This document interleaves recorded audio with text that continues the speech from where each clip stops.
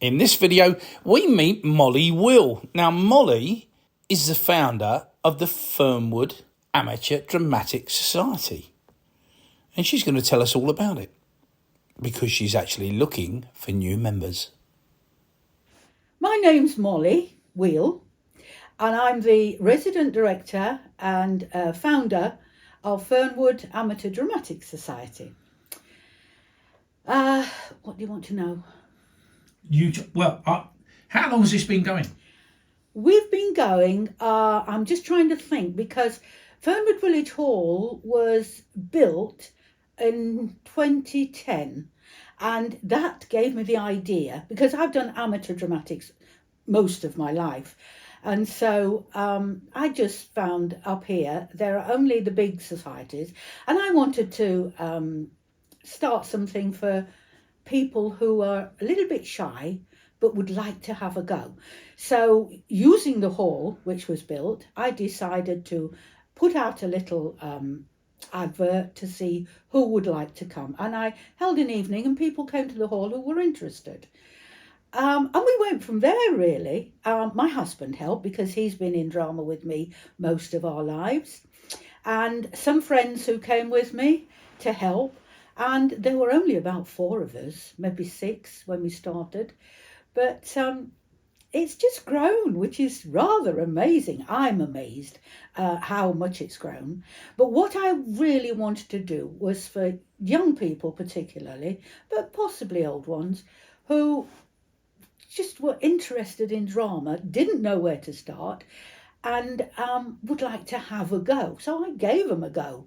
I thought, put them up on stage. I've had so many people through in the years that we've been running who said, I'd like to join you, but I'll never go on stage. I just want to be at the back. I'll make the tea. And within a year, they're on stage and thoroughly enjoying themselves. And they never look back. And it's amazing how many people, also how much latent talent there is.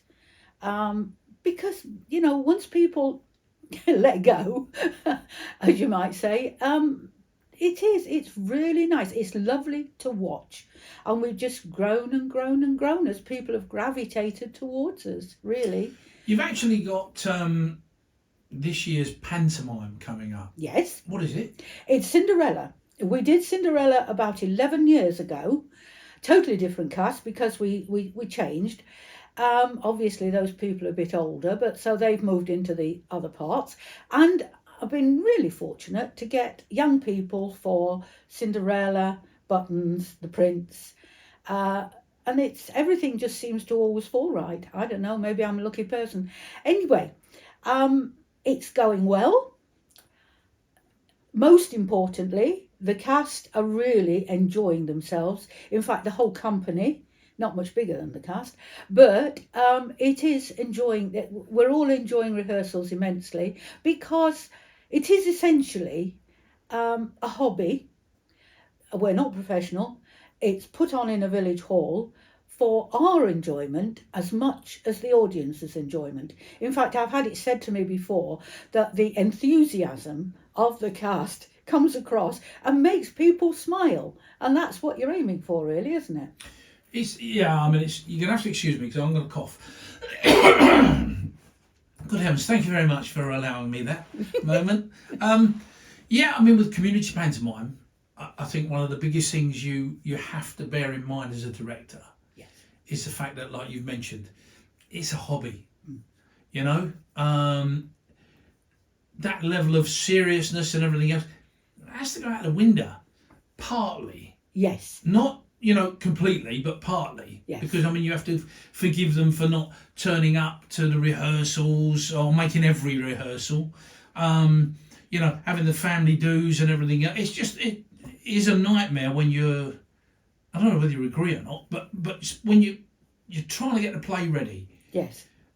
And they're not turning up, and you're thinking, yes, it's frustrating above everything else, and you're trying to keep all the spinning plates in the air at the same time, and half of them are missing, and it can be very frustrating. And also, as you did point out, once you're selling tickets for people to come in, you have a certain standard to keep to, and we must not fall below that. Over and above that, we can have fun. And till I came here and started this society, I'd never done panto before, but I asked the people in the village, what they'd like us to put on as a new drama group, and practically everyone said we'd love a pantomime. So a pantomime is what we do. So is it well received? Very much. Very, very much. Yes. Yes, people love it. In fact, I was shopping this morning and I saw two ladies who said, "Oh, your panto's going on in 2 weeks. We want some tickets. We absolutely love it." And I thought, there you go. Where do we get them from? I said, how many do you want? Yeah. Spread the word. Yes, absolutely. While you're in the queues, get it out there. I mean,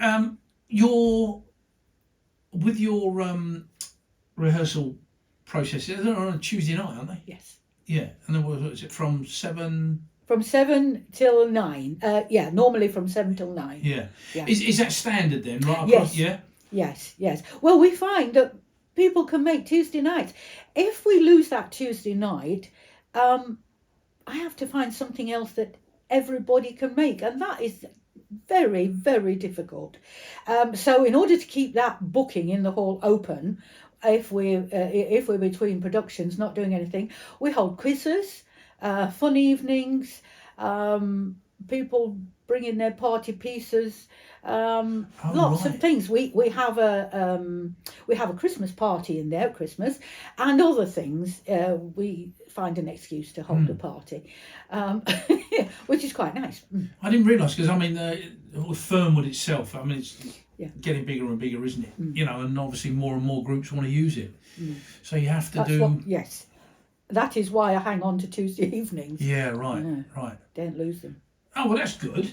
Well, obviously with the pantomime, let's get back to that. Now, you've got, how many's in the cast? Can you remember? 13. I counted them up. Did you? I did.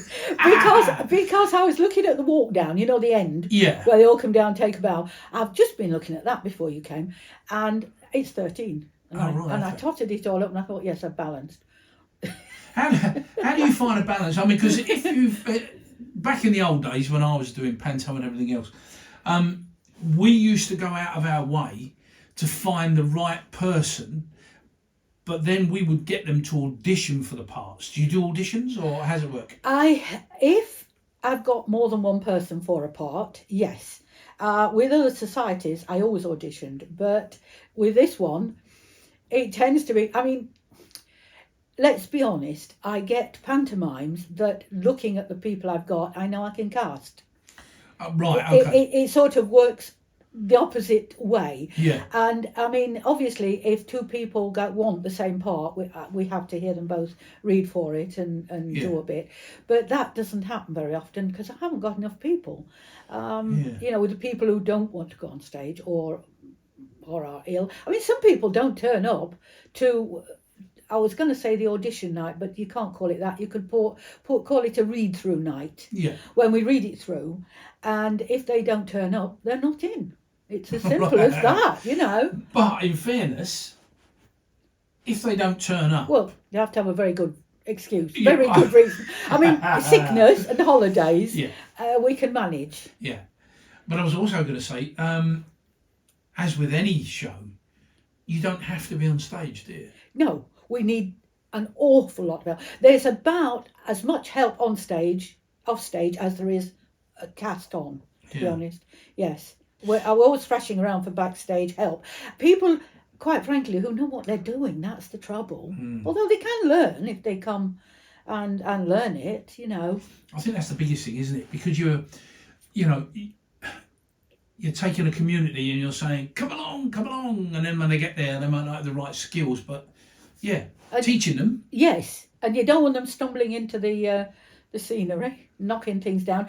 Everything in our productions is done by hand because we have we can't fly anything or do any fancy work. So it's all done by hand, and scenery changes therefore are done by hand, and you need to know what you're doing. Yeah, I mean, over the years you've had the amazing Reg, haven't you? Yes. Coming up with all your yes. All your sets that, in fact, I meant to say earlier, we moved on by leaps and bounds when Reg and Janet joined us because they'd come from bigger societies, and Janet she's a godsend because she does costumes and props, makes them, and everything really. And Reg was, up until this production, my resident stage manager, did everything because he knew what he was doing. Yeah. But he's handed it over to a younger person this year who has sat with him in rehearsals and has learnt it. Time will tell if he's learnt it properly, but, hopefully he's a good lad. He knows what he's doing. Yeah, because you've also got the lovely Cliff. Yes. Oh, he was another Cliff godsend. McCarty. Oh, he's been a godsend. When he said he would come permanently every Tuesday, I mean, he does so much else, but he leaves Tuesdays to us, and he's marvellous because not only does he play for us, he writes songs. And if I say to him, Cliff, can you put a bit of music in here? It comes back the following week with a bit of music to fit in there, and I mean that's marvellous. Yeah. What about your choreographer? Who have you got choreographing this year? Well, at the moment, Flick. We used to have a lady, God, I've forgotten her name, Jane. Oldham. Oh, you remember Jane? Flick's auntie. Yes. She did all my choreography until she couldn't. Oh, bless. And then Flick does most of it, I mean, she's done a marvellous job this time. Absolutely marvellous. Yeah. I mean, I don't. It's been a help to me because I don't have to bother with the songs and the movement. That's just hand it over and Flick does it. And that's marvellous. Well, when you look at a director's job, I mean, that's the way it should be anyway. Absolutely, it should. Every department's got, their own... Yeah. Their own way of working and everything else. So the director will pull it all together and away Hopefully. you go. Well, I hope, yeah. Oh, we're okay. Who have you got on front of house? Janet, Ian. Oh no, Ian's going backstage. Well, I tend to do front of house myself and then sit and watch it. I mean, sometimes it's agony to watch it, but but because of course I know where all the fluffy fluffs are, Yeah. But I can do front of house because, to be honest, Janet and myself are the face of fads. Yeah. And people coming through the door like to see us. We know most of them. We have an audience who come practically every time if they can, and they know Janet and myself, and I think it's nice. It makes it even more friendly. Yeah. So how do we do that transition then? Because that's going to be the thing to look at, isn't it? Transition from... Well, I'm looking at you, girl. You're no spring chicken. I mean, you look well. Certainly am not. But there's always, it was, the same with us. You get to a point where you think, do you know what? Time's catching up. I'm feeling tired. Yes. Who's going to take over? All those things, yes, go through my head. I don't know. I feel really tired over this pantomime. I've had a lot of problems with it, which have all been ironed out now, thanks to yourself. Good. But and it's back on track. But it's made me very, very tired, and I don't think I can cope with this in another year when I'm even a year older. Yeah. So I'm going to do a lighter show in the summer. Oh, what? Well, tell us about that. What's that? I don't know yet. It's still in my head. I know I'm going to do it. Well, we operate like this. What are you going to do, Mollie? A review of some kind. It may be an old-time music hall, but I sort of thought they may not want to sing all the old songs again. So it might just be a review, a mishmash of what people can do. Yeah. What I'd like to hold is an evening where people bring their party pieces, and we put, instead of learning a lot of other stuff, things, we'll just put it together into an interesting show. We may need a chairman. But, the old MC. Yes. But, I mean, we might have one not a million miles away. But hey, I tell you, who's a good MC? He's done it before, and that's Ian. Really? I'm being serious. Yeah, but that man can actually think on his feet with wit. Oh, right. Okay. Yeah, no, he is a funny geezer. I will make a note of that. Yeah, there we go. That's done. That's done. Yeah, that's done. Oh, don't tell him. He might think he's got it. I don't know what we're doing there. I don't know what we're doing. But this is what is in my head. And then that would be my swan song, probably. Oh, right. Probably. You're But I'm not leaving the society completely. No. It's my baby. Yeah. You know, I was there. It's mine. Yeah. But I would like to hand it over to someone who will keep it going in the direction that I want it to go, and not become too big and pretentious and anything like that, because one thing we're not is pretentious. No, And sure. we're good friends. Everybody is friends with everyone else. Well, I think they are. And I'd like it to continue like that, in the vein in which we started, you know. And because, as I said right at the very beginning, we want to attract young people who would like to give it a go but are very, very shy. If they can come forward, they will meet a lot of friendly people who say, come in, and we're willing to share what we have with them and put them on stage. I always sneak them onto the stage when they're not looking, and even if it's just at the back, and they love it, and they say, what can I do, you know. And that's all the thanks really that you want. Yeah. You know, it means we're moving forward all the time, and Good. it's great. Right, well, just to wrap up, Yes. the pantomime is when? Half-term week, which is the week after next. Next week. Hang on. 16th, 17th 17th, and 18th. 18th. That's right. That's isn't it? right. You see? February, yeah. Dates out my head. Yeah. Yes. And what about ticket prices? What? Ticket prices? I think they vary. There's don't ask me because I'm not box office, but £7 on the Friday and Saturday, I think. £6 on Thursday. I'm not sure. Don't quote me on this. And £5 for children under 15. Oh, right, okay. So, yes, a nice little spread. I mean, It actually, is. that's reasonable, isn't it? We've never done the different prices before, Yeah. so that's why I'm a bit confused. Yeah, no, yeah. I Yeah. know what that's like. Yeah. Okay, so, yeah. Goodness me! Well, we've got all that. If you had to give somebody, a young person, or an older person, some advice, to come and join the society, what would it be? Don't be afraid to come. You might think you can't offer anything. You might think you're not good enough. Believe me, you will be. Just come. Just come, because, you know, we want to meet you. We really do, you know. And you will learn, I tell you what, you'll learn new skills, and being part of a team. That's what it's all about. Learning to work as a team and rely upon each other, because when you get up on stage, that's what you have to do. Rely on each other. Totally agree. Yeah. Just one thing I need to mention is, what's the youngest age you can? We have to, by law, we can't take anybody, I think it's under 14, but I think we have said maybe 16. Because, I mean, children or young people of 15, they're probably doing homework, not that 16-year-olds aren't, but, Sure. you know, we can't take them too young. We used to do, but we can't have the facilities anymore.